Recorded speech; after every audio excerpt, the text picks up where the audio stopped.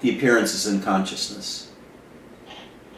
As appearances in consciousness, you're really nothing except the stories you tell yourself. But in the absence of consciousness, you are truly nothingness. But nothingness in a different way. Not nothingness like we know when we're going to sleep, but a nothingness where there's a total absence of consciousness and you rest as God, or even beyond God. But I'll talk about that later. First of all, I wanted to talk about death, because everybody wants to know about death. What happens? Where do you go? What do you do? Everybody but, where do you go? Kevin. Kevin doesn't seem to care about anything. He is beyond caring. He's beyond knowledge. He's beyond experience. He's far beyond us all. And the big smile on his face, we know he's beyond all. Anyway, everybody wants to know about death. Now, Robert used to have a dream that he talked about all the time. He talked about being in the center of a mountain, and around him were all the great adepts of all ages: Buddha, Ramana, Nisargadatta, Shankarananda, the old one, Neem Karola Baba, all these, Christ. And they were all gathered in the center of this mountain. And they all ascended together to heaven at once. That was his recurring dream. And when Robert was dying on his deathbed, he began seeing these entities and talking to his family. Somebody has their microphone on. Is that Imra? Yeah, Imra has her microphone on, and Leopold. Anyway, he began seeing these entities around him in the room while his family was there. And Mary was there, Mary Skane, his chief female student. He said, "There's Buddha over there. There's Christ in that chair. And that's somebody over there," and so forth. So his dream he experienced in life on his deathbed.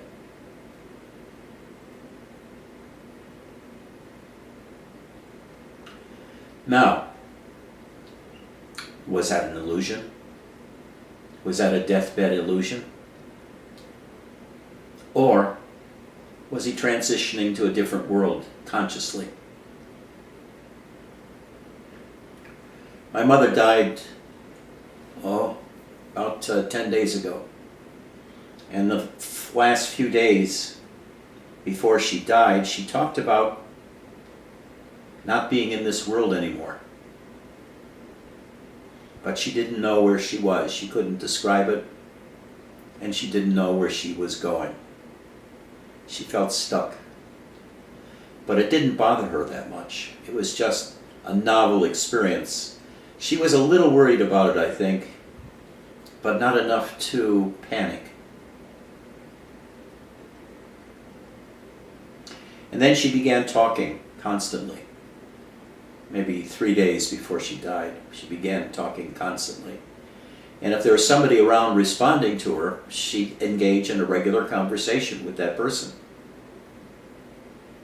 But when everybody left the room, she kept on talking to people who weren't there. And she used to tell me too that she didn't want to see the show The Walking Dead. And I highly encouraged her to see The Walking Dead. And she says, "I don't want to see it because I might see all of my relatives who had all died years ago." But I think that was coming true to her when she was dying, and that she was still conscious and still in this world to a certain extent. But she was talking to people that were there or not there.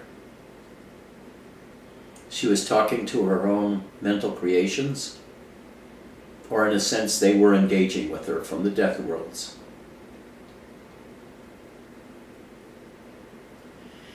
And then she fell out of bed, went into a low hospital bed and was rushed to the ER. And when I saw her, she wasn't in her body anymore. The body was moving, she was moaning a little from, it appeared to be pain.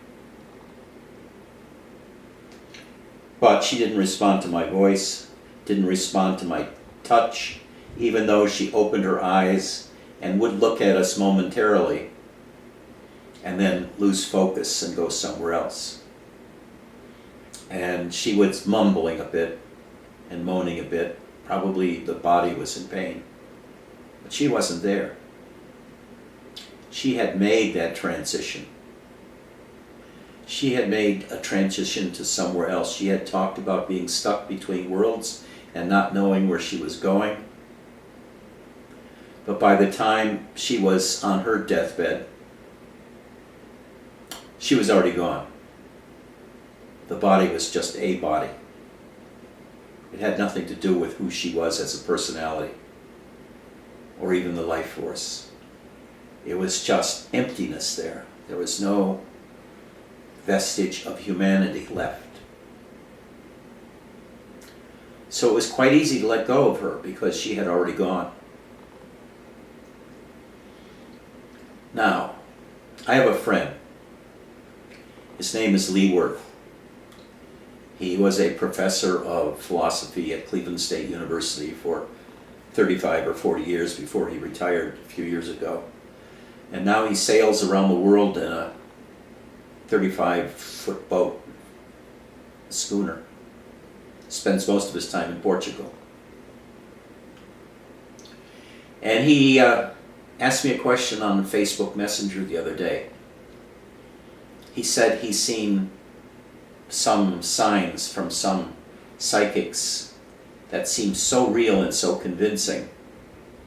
And their description of the Netherworlds was so disturbing because, as he said, these other worlds are filled with demons and magicians and sprites and spirits of all different kinds and dimensions. And he said, this person, this psychic, who worked for police departments finding dead bodies and who killed them, was so credible. It was disturbing to him because it upset his idea of consciousness in the world. You know, philosophers in the West were interested in the nature of existence and how we know until about 300 years ago.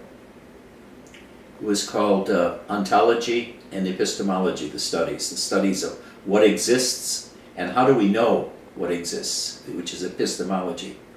But it died out. The interest in that subject died out. But it never faltered. The East has been exploring that for thousands of years, ontology and epistemology. I have another friend, Dia Gare. Dia is a healer, uses quantum touch, but has studied most disciplines. And she talks about traveling between worlds, between dimensions. As she says, worlds within worlds within worlds. And in her worlds, there are other entities than human. Lee asked me, what do you think of all this? Can you give me any information by which or through which I can begin to build an understanding of these interdimensional worlds?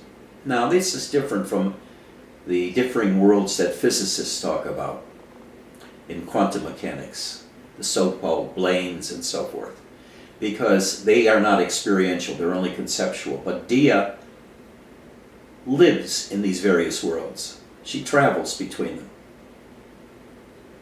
Also, another person on Facebook, an old friend of mine, Myron Dial. Myron constantly sees entities not of this world. around him all the time. He has a guide or a mentor he calls Sharon. And Sharon has a she-wolf as a guardian. And he's a great artist. He creates these paintings and these sculptures of these otherworldly entities. He's a well-known artist. Has a great gallery in Santa Monica. And he's also a traveler. Now, I don't think Dia and Myron really can give Lee what he wants to build an understanding of the interplay and the intercreativity of the various dimensions and the various beings that live in these various dimensions. Because they're travelers, they're explorers, they're not theoreticians, they're not gurus, and they may not have any interest in it, they just do it. They don't need a map, a structured map, they just travel. On the other hand, Swami Chaitananda up in Portland teaches about these spirits, and he has a kind of dystopian view about the Netherworlds and the entities, the demons in these. And he says the human race has been corrupting this world for hundreds of years, increasingly so. And the entities in the Netherworlds are going to come slamming back in reaction to this. Regularly he holds rituals where they honor or placate or do something with these demons, with these entities in the other world, and try to use them to manipulate what's going on in these worlds, this world. And I've had, because through Dia and through some of the others, I've had brief experiences about these other worlds. And for me, it's rather creepy, these experiences. A little bit scary. I don't live in those dimensions. I live in this same social world that most of us share, except those of us who are truly nutty or can go beyond this world into other dimensions. Milarepa was a great yogi, lived almost 1,000 years ago in Tibet, who learned how to work with demons and magic, and he harmed many people in doing so. And he realized that even those alternative worlds, the other worlds, were temporary, were ultimately hollow, were ultimately ephemeral and passing. They had no true existence unto themselves. They were supported by consciousness and acted through by consciousness. So, even these people that spend a lot of time exploring the other worlds, whatever world they're in when they die, that will be the last one they see. And then what happens? Milarepa knew all of this consciousness, all of these different worlds that we see, feel, hear, taste, and touch, all of these desires that we have to have a house, to have a wife, to have a husband, to have children, to have, etc., to have a job, all these things, all these desires keep us ever active in the world, trying to acquire things or people or knowledge. And we can't rest. From morning to night, we're doing errands or we're working or we're feeling anxious. Like, take a look at Kevin. Kevin can't keep still. Kevin, you're moving constantly. What's driving your moving? Is there an anxiety there? What's the restlessness about? You don't have to answer that. We'll talk about that later. But most of us feel that. From the beginning in the morning, when we wake up, bang, the day starts and we're off racing. Get more and more wound up, go to work, you do your chores, you come home, and it takes you an hour or two to wind down. You watch television and gradually go away. And on weekends, you go recreate, which means going somewhere at a high rate of speed so you can get to some place where you can stop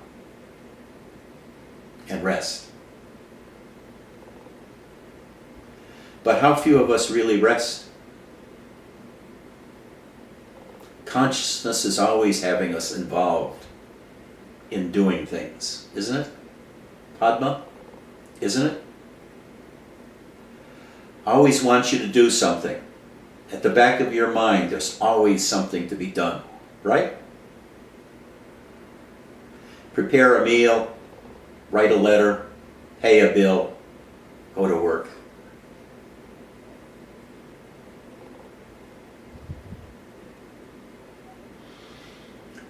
Nisargadatta and Robert say that this world is not real. You are not real. Your life is not real.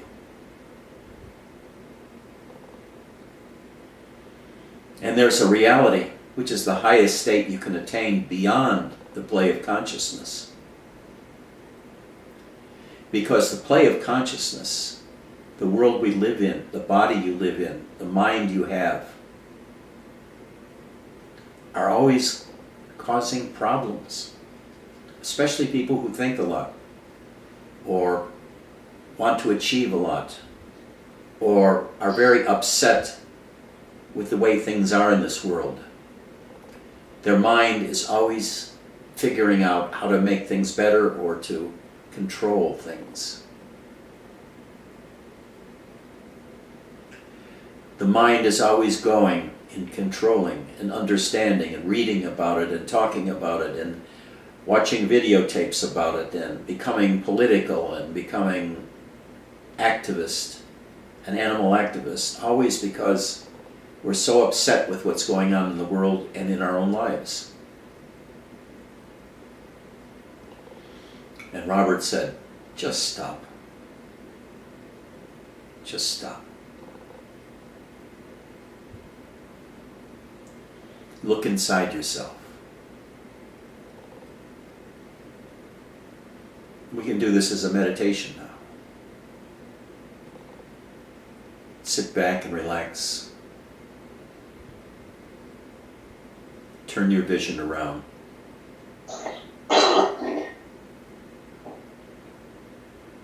Look inwards and downwards towards your heart. See if you can find your sense of self. See if you can find that I am sense, that I exist, that I'm alive.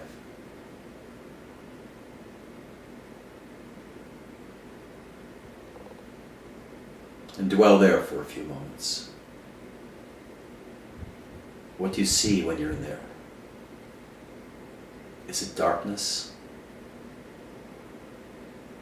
Is it light? Do you see an emptiness inside and around you? Or is it just dark and heavy? The more you meditate, the more you'll see emptiness permeating everything. It permeates your body, permeates your mind, it permeates all your thoughts, so that forms and emptiness are really the same. Thoughts arise out of this emptiness and pass into the emptiness, including the I thought, the sense that you are a person, the sense that you are a Padma, or a Spencer, or Purushottam, or Mark, or Karsten, or Kevin, or Angela, or Max. When we look inside, we find consciousness. We can find the life force. It takes a little while to find the life force. It really helps if you can love somebody strongly, because in loving that person, you'll find the life force in that person, and it allows you to find the life force inside of yourself. It's like an empathy. Let's say I love you totally. And by loving you, I see every aspect of you. I know every movement, every thought before you say it or do it. And I feel your life force. Purushottam, can you turn off your microphone? Can you turn off your microphone?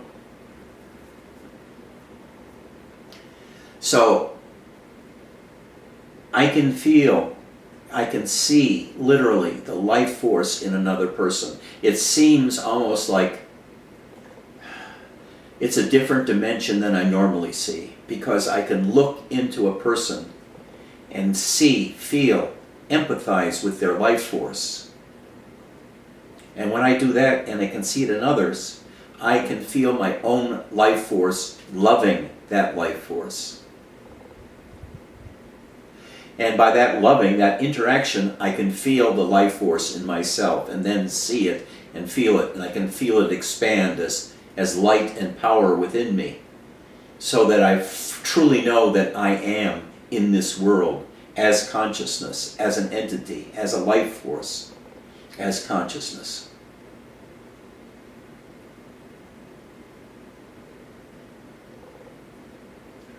But now look deeper. Look deeper into the emptiness.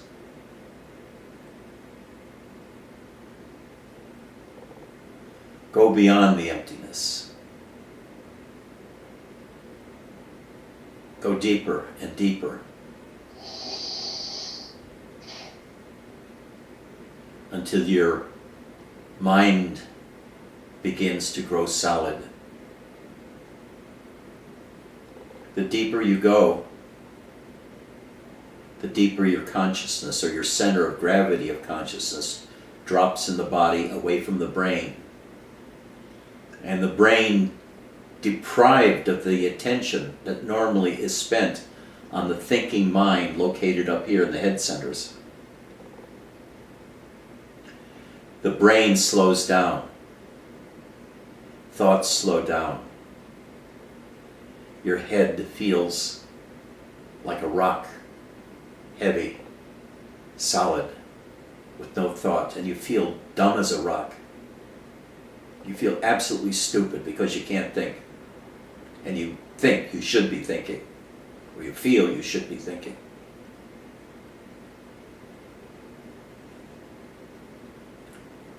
So let your attention drop deeper into your body, into your heart.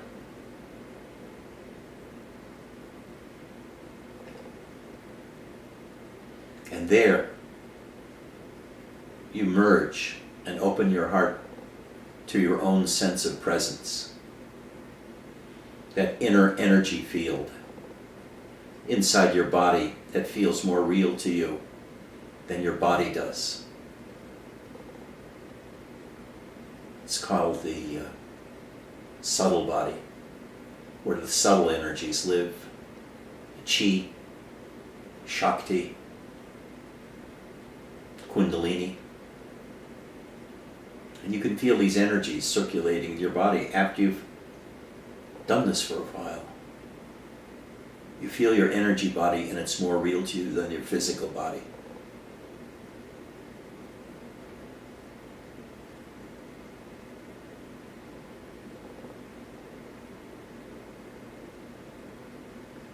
Now you can go even deeper.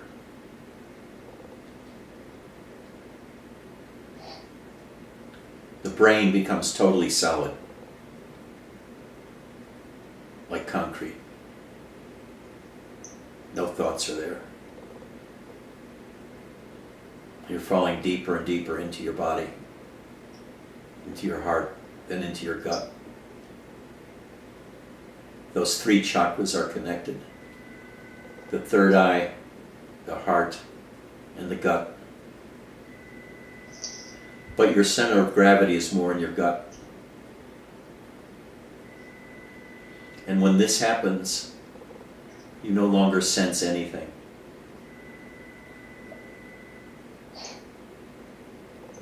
You're conscious, but you're not conscious of anything. There are no objects in this state. There is no you in this state. There's only bare awareness. Juan, that is your phone. That's your microphone.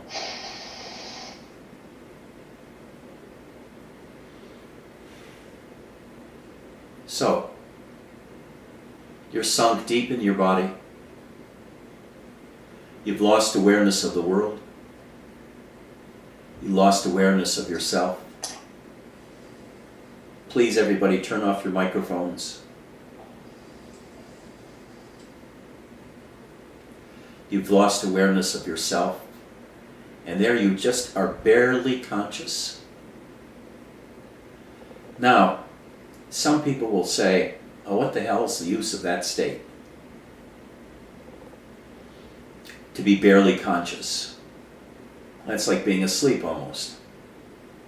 But isn't sleep a state we all seek at the end of the day? Where there's rest? Where there's peace? And that meditation stage where there's no mind, no thought, no activity. Once you've experienced it, you want to experience it again and again and again. And then there's the state beyond all of these states. Beyond consciousness itself. Beyond the waking consciousness. Beyond sleep. Beyond the dream state. Even beyond Turiya, which is the basic consciousness state.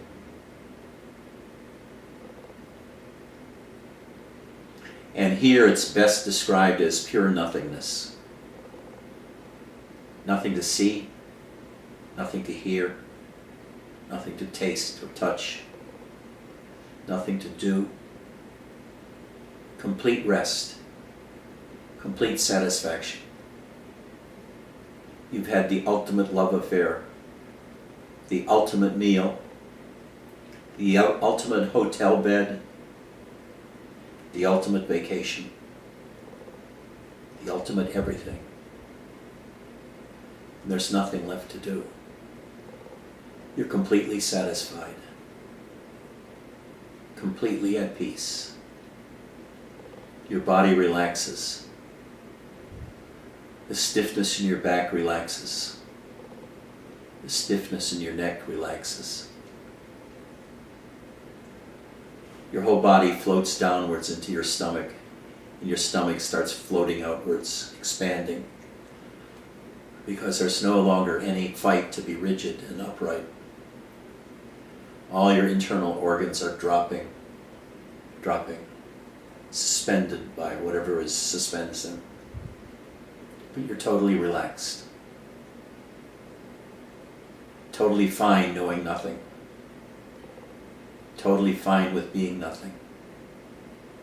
Because this is the ultimate state. I'm still talking about it, so I'm not in it when I'm talking about it. But this is the state where you're suspended between two worlds. The world of the waking consciousness, of being a human being,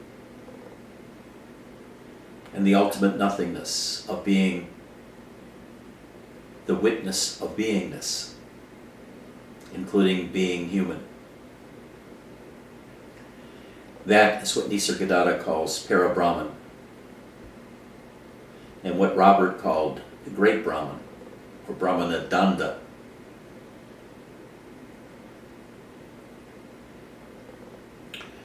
For Ramana, it was just a different part of consciousness.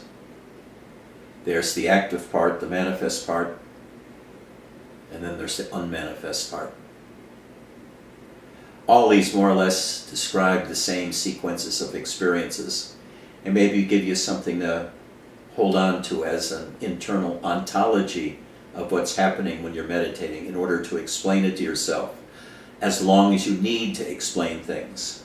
But there will come a time when you no longer need to explain what's happening, because what is happening is so pleasant in the sense of being restful and restorative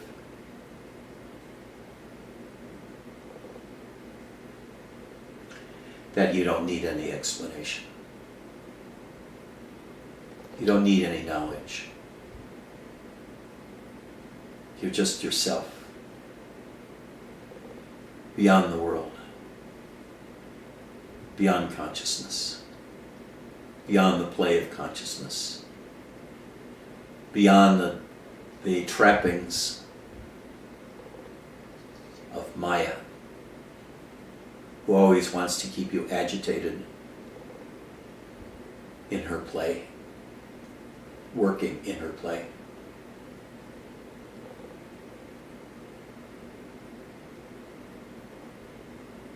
So, I don't know about interdimensional beings. I don't know if there are demons.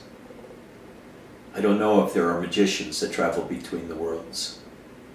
I don't know whether Dia is fooling herself and Myron is just creating something out of a mental illness. But I choose to believe that there are these other worlds that I have no access to, nor do I really have a desire to have access to them. Because ultimately I see at the end of the day I'm going to die. Like Robert did, like Ramana did, like Nisargadatta did, like my mother did. And I'm pretty sure that what I'm going to experience will be out of this world. I don't know what it's going to be like. Without a body, I'm not going to be sensing things like I am now, but perhaps the mind creates similar sorts of sensations. There are a lot of out-of-body experiences, a lot of near-death experiences that are quite similar. But what do they mean? What do they mean?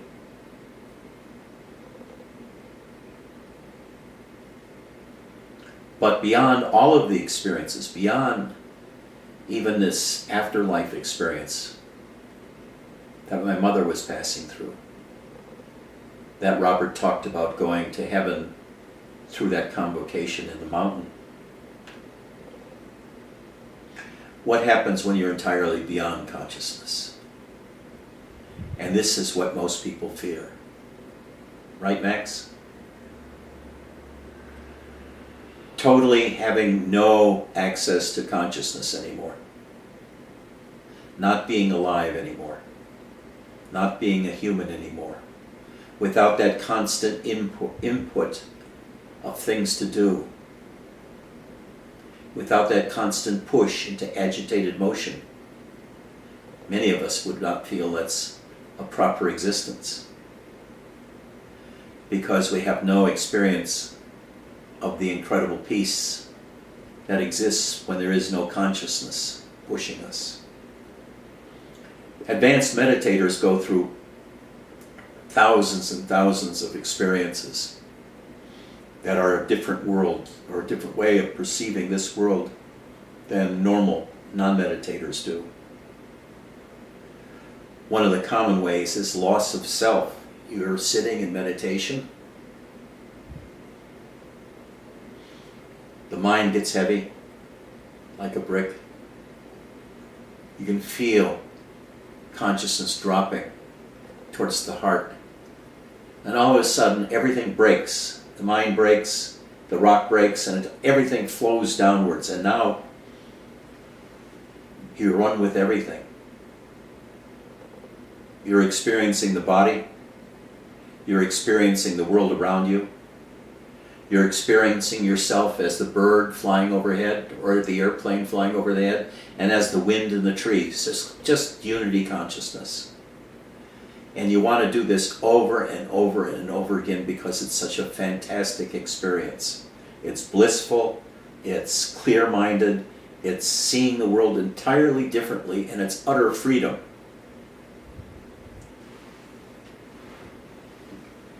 The other ways that one experiences is go into bliss.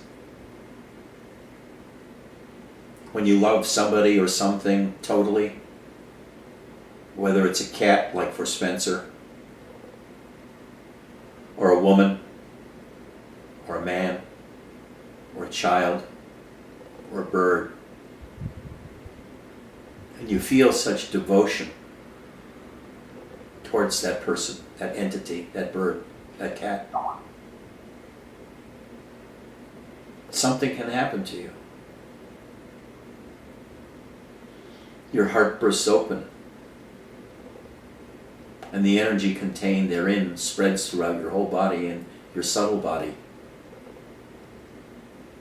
And you begin to feel an intense bliss with every atom in your body vibrating, giving you pleasure, like a whole body orgasm, but without the sex.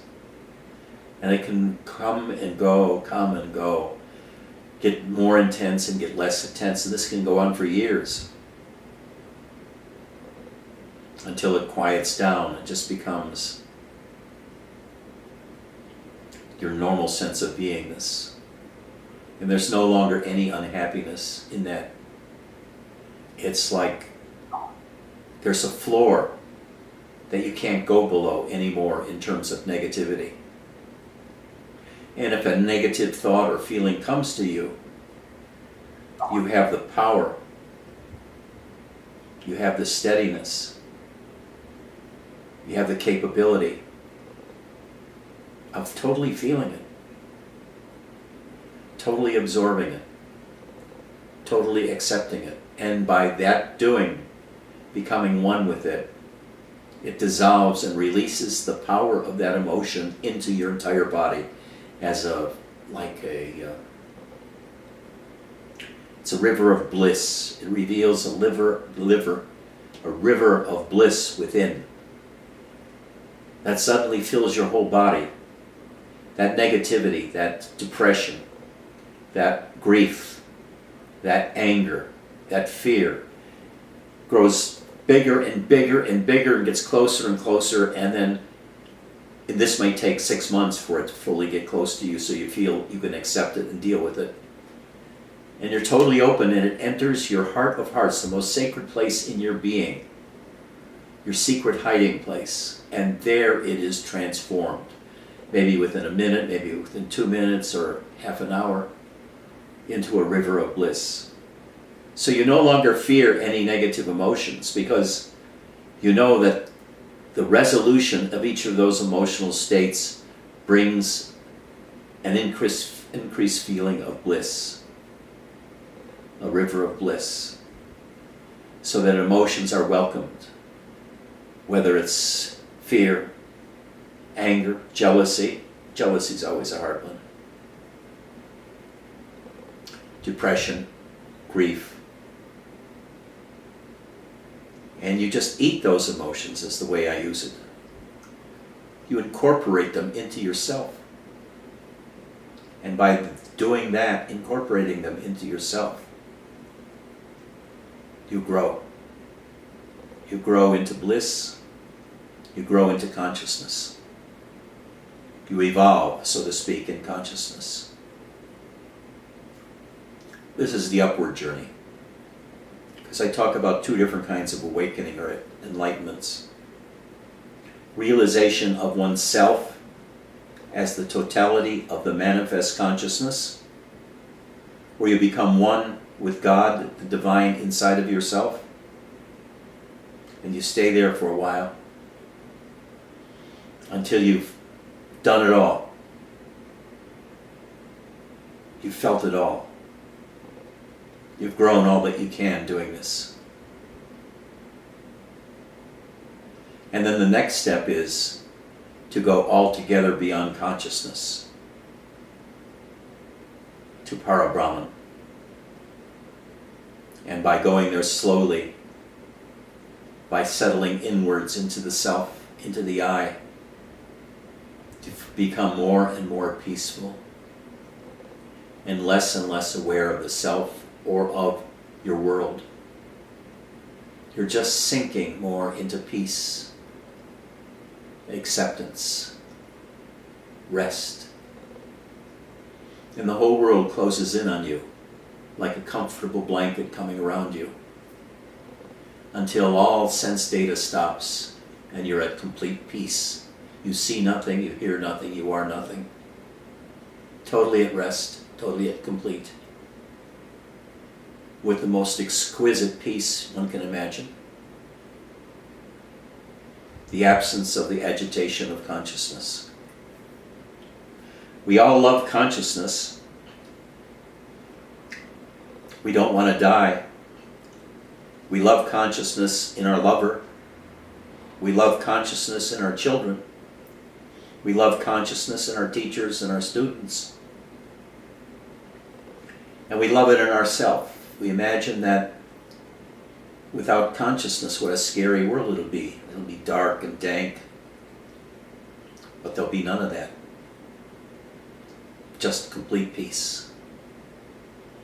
Just complete peace until there's even a popping away of that peace and you are the Absolute.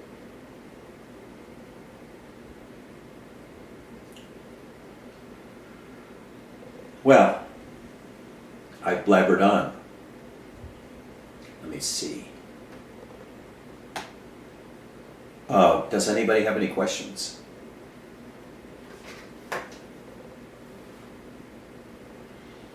Any answers? Angela, give me an answer.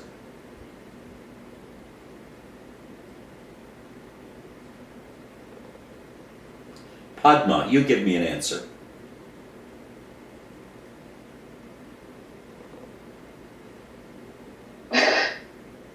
My English is not very good. Well, then give me a question.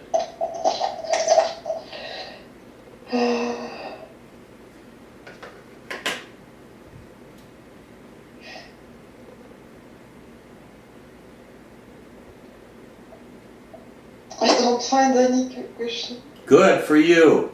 You're becoming mindless. Your brain is like a stone, right? No thought. That's perfect. Dumb as a rock. That's what my one Zen teacher used to say. You must become, that was Sansanim. You got to become as dumb as a rock. It feels like a rock in your brain. You can't think, so you feel dumb.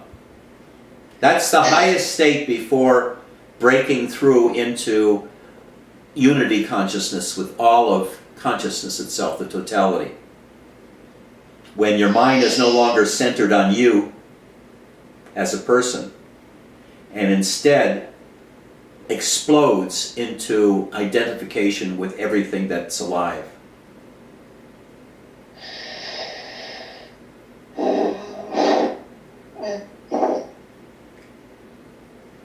That's okay. What? Is it like out of body experience? No. No, it's completely different. Out of body experience is still dualistic. There's you and the body, and you're out of the body. This is like an in-reality experience, because suddenly there's no separation between what's inside, on this side of the skin, and what's outside in the world. You become identified with everything. Your body, its breathing, its energies, its bliss, as well as the fan up there, the lights, the trees outside, the sounds, etc. All become just one big you. Your body has gotten 1 trillion times bigger and encompasses the entire universe. This is what Robert talked about as his awakening experience.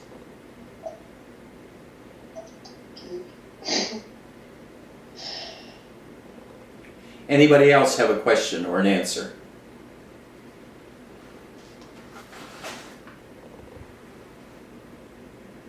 Oksana, do I know you by a different name?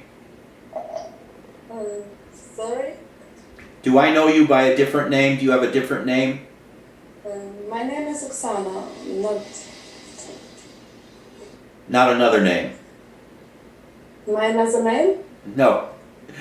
Your name is Oksana, yes, Oksana. and nothing else. You don't have another name you go by.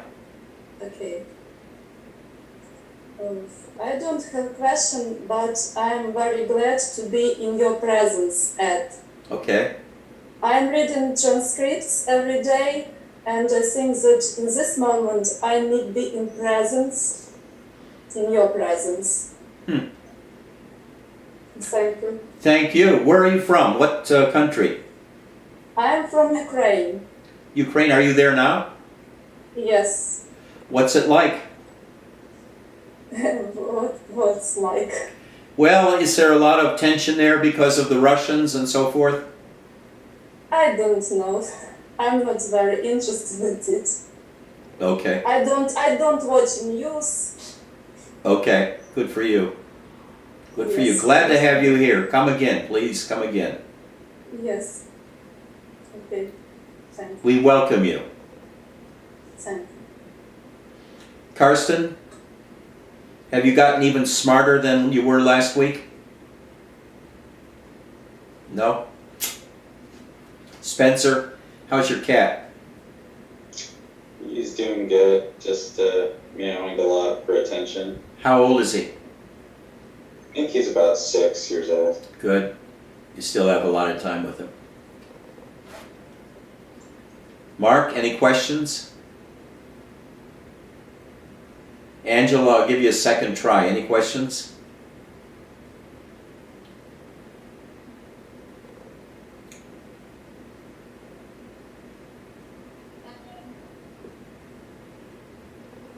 How do you?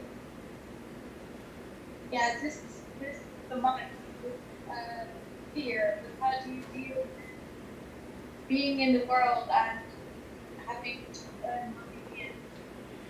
How do you deal with being in the world and what? And having to earn money to live and yeah. Why is that a problem for you? What is the problem that you feel or experience?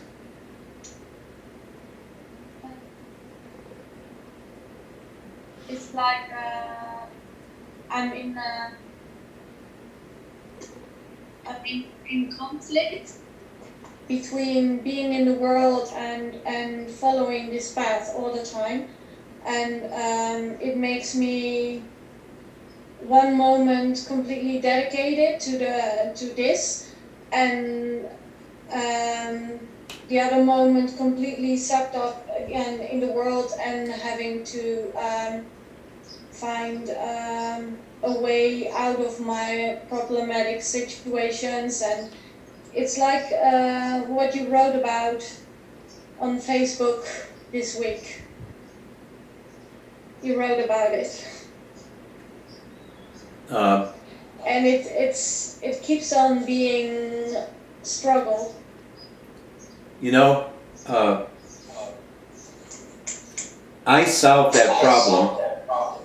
Oh, can you turn off your mic because we got a feedback now? Oh, I solved that problem of being split between my practice and the world by quitting the world. I quit my job, ran off into the desert, started meditating in the desert, found it was too fucking hot in the desert. So I went to New York to the Kaplows in Rochester, New York, his Zen center. And I got into very deep states there, and when I was in the desert and when I was alone. Very deep meditative states, and having all kinds of experiences of Kundalini, external energies, feeling electricity in the walls where the wires were, feeling the magnetic lines of the earth, being able to see almost in complete darkness. I had a lot of energy things. I could watch grass turn to the face of the sun. I could actually see them open up and follow the sun across a lot of these kinds of experiences. Then I went to Mount Baldy, and at Mount Baldy there was a lot of meditation, a lot of practice, but it was done within the setting of a very rigid everyday life things, where you have to either prepare meals or eat meals. And the meals were very ritualistic and there was no talking. And after the meals, there was something else to do. Either you went out and shoveled snow. Stop. What? Fix your camera and your microphone. Okay. Oh, I see, okay. Politics at an ashram. Personality comes out. There's always somebody that's winging out and going crazy. There's other people that are avoiding work or avoiding practice. But on the whole, it's so much easier to do spiritual practice in an ashram. Now, absent an ashram, you set up a schedule as best possible where you're going to do meditation or self-inquiry. And you do it every day. Maybe on the weekends you have a different schedule. But in the morning, before you go to work, you'll do meditation for 45 minutes. In the evening, you'll read Nisargadatta or some other text for maybe 45 minutes or an hour. And then you'll practice meditation again. Also, you'll learn to wake up a half hour early in the morning and just lay in bed and watch consciousness. Watch consciousness arise. Watch yourself fall back into sleep. Relax and let your consciousness go away. And you can begin to get a feel for consciousness because you set aside an extra half hour in the morning to lie in bed and become aware of your consciousness and what it's doing and how it works. Or if you can't become aware of the consciousness itself, become aware of the thoughts in consciousness or the emotions that rise. So you set yourself up in your own artificial ashram that has relatively rigid schedules that you have to abide by. Because without a rigidity of schedule, you're always having to figure out, should I be doing this, or should I continue to do my homework, or should I continue to pay bills, or something like that. But you compartmentalize so that you are practicing very hard for a certain number of hours every day, and you can feel satisfied then when you have to change gears and either go to sleep or to go to work. You know what I mean? You feel like you're accomplishing something every day. Then, on top of that, you adopt a self-inquiry practice, like who am I? Or just resting in yourself. And every moment when you're not working and you get a break, you practice that at work, or you go outside, sit by yourself and practice that, going inside, being with yourself. The whole idea is to learn how to internalize as much as you were externally before now. As much as you were into the world and involved in the world, you set aside time each day to just be inside yourself. And that time can change depending upon external pressures from work or job, or internal pressures to make more advancements spiritually, to spend more time with yourself and in yourself. There's not a moment spent inside yourself that is a waste of time so far as spiritual practice is concerned. 3 minutes, 4 minutes, 5 minutes, it's enough. And what you learn to do is if you have 10 minutes free, you'll learn how to go very deep into yourself in a very short period of time and take advantage of it. Well, somebody who has endless amount of time may take forever to go deep in themselves. So you become like an athlete. You work at your day job. During lunch, you maybe run for 3 or 4 miles. And when you get home, you may rest for 15 minutes or 30 minutes. Then you head off to the gym. And you go to the gym for half an hour or 45 minutes. Then you come home and do some push-ups or whatever, have some special food that you make, healthy food. It's, what would you call it? It's setting up a schedule. Enough of a schedule where you're with yourself so that you don't disappoint yourself in your spiritual practice. And then that you're dedicated for this next hour segment to do nothing but self-investigation or reading.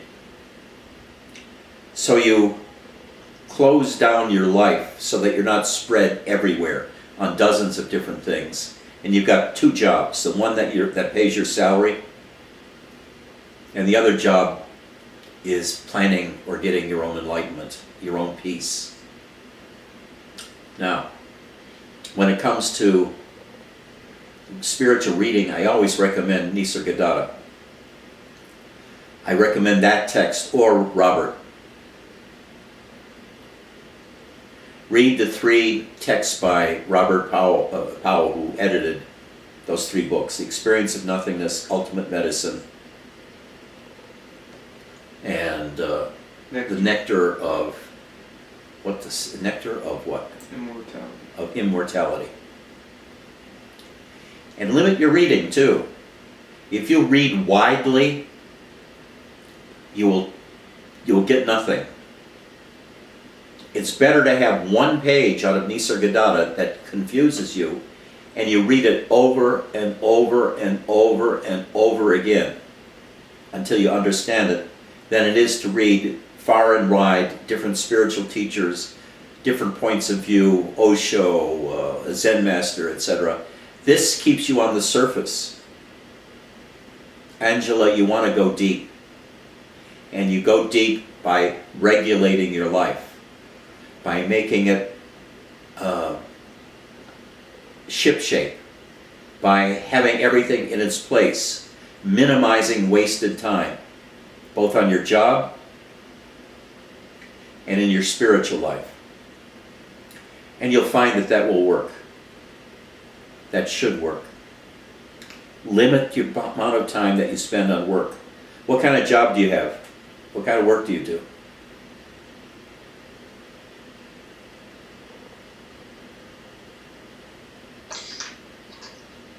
I take care of my family, of my father's housework and his 3 children after his wife died. I see.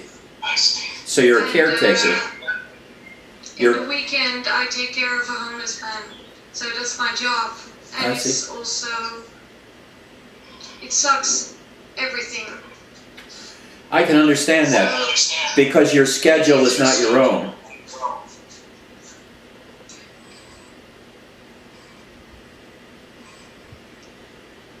Can I ask another thing? Sure. Robert said that you have to leave the world alone. And my struggle is, I'm very unhappy with my life situations.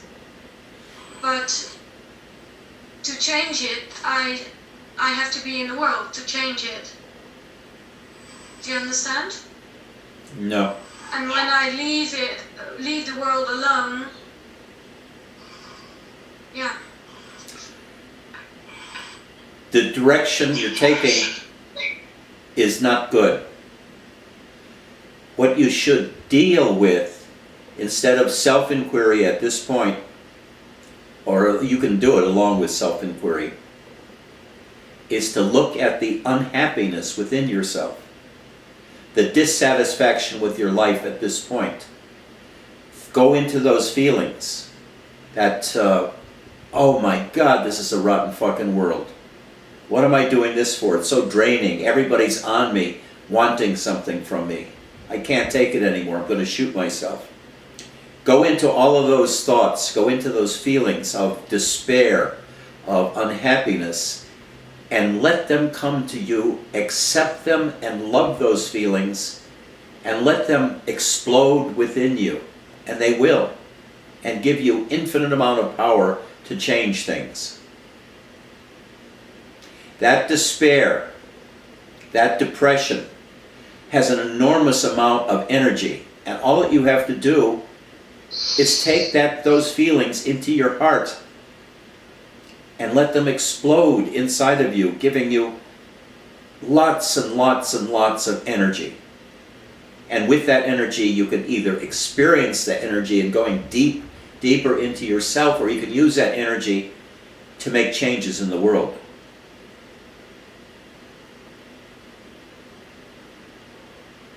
But being a continual caretaker is a very difficult job.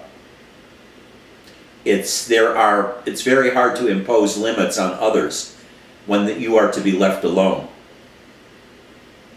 So I understand your despair. Therefore, I'm offering you an alternative, which is to deal with those deep emotions that are coming up of this being a crappy world and a crappy job and a crappy way to live. And feel that crappiness all the way through. Don't fight to change it, or you deal with it by having your spirituality centered around experiencing deeply those negative feelings, rather than to move to an ashram, although that would be a good idea if you could do it. But I understand your compassion keeps you trapped in this world. So deal with it. Feel it. Deal with those emotions. Feel those emotions. Feel your sense of dread of even getting up in the morning and having to deal with it again. Try it. See what happens. Report back to me in 15 days on the dot.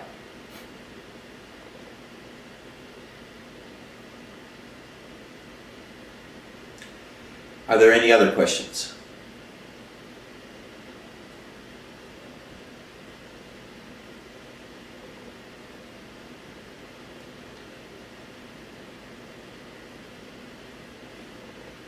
Lon, do you have any questions?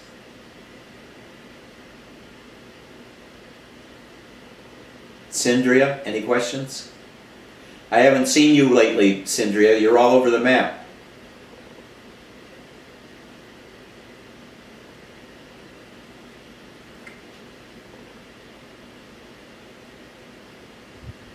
Well,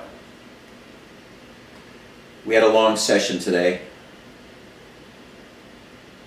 I hope I see you all back next week, same time, same place. And maybe my computer will continue to work all the way through. Take care. Take good care of yourselves. Angela, Oksana, Lan, Purushottam, Padma, Spencer, Michael, Mark, Kirsten, Cindria, Sukai, Steve, and Leopold. Take care of yourselves. I love you very much. Come back again next week. Thank you. Take care. Bye-bye.